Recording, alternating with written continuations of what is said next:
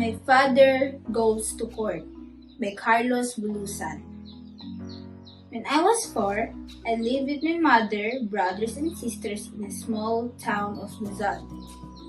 Because of the sudden flood in 1918, my father's farm being destroyed. So several afterward, we all lived in the town. We had a next door neighbor, a very rich man, whose children seldom came out of the house. They always stayed inside and kept the window closed, while we boys and girls played and sang under the sun. The rich man's servants were always frying and cooking something good, and the aroma of the food was wafted down to us from the windows of the big house. We always hung out the window and took all the wonderful smell of the food into their beak. We are all healthy, happy, and enjoy the day with fun and laughter. Even our neighbors stop in our yard and join us laughter. As time went on, the rich man started to cough at night, same as his wife, and their children coughing day and night. They became thin and anemic. They stood at the window and watched us growing happy and healthy. We knew that they were not sick from the lack of nourishment because they still find delicious food to eat.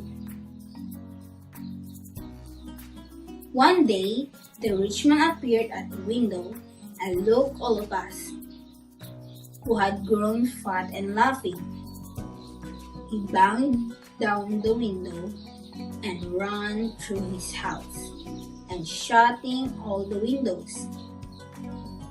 One morning, a policeman from Presidential came to our house with a sealed paper. The rich man filed a complaint against us for stealing the spirit of his wealth and good. My family went to court. My father faced the interrogation. The rich man grown old and feeble. His face was scared with a deep lines. With him was his young lawyer. Spectators came and almost filled the chairs. The judge started to ask my father, "Do you agree that you have been still the spirit of complaints with and health and food?" "I do not," my father said.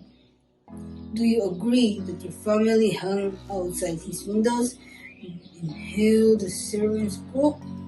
Your family became strong because heavenly spirit of food?"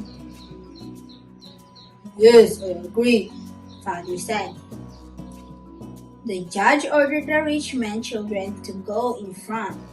To examine them, the children were so thin and pale.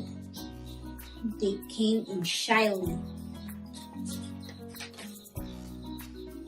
Then my father asked the rich man's children if they agree with the accusation that we are the reason why they become sad and morose. And the children agreed with the accusation. So my father said that we are going to pay them right now. Father collected some coins in the room and put it in his hat.